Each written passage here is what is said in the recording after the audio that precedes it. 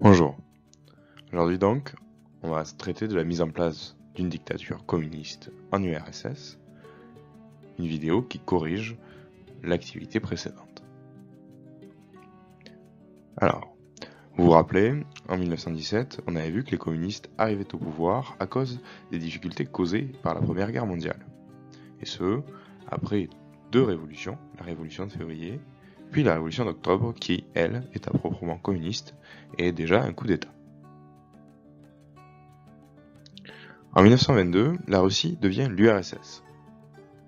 Donc les communistes sont toujours au pouvoir, et l'année suivante, donc, l'URSS adopte le marteau et la faucille comme emblème.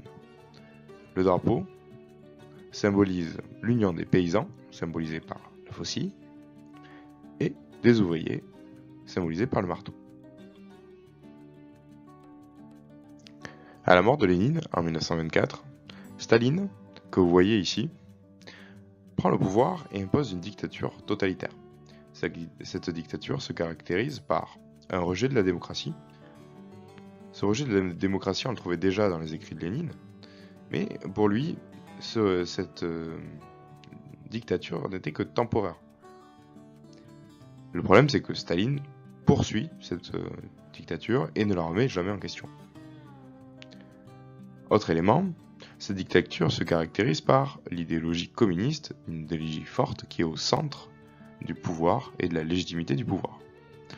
Autre élément, la dictature stalinienne, donc la dictature de Staline, se caractérise par une prise de pouvoir violente.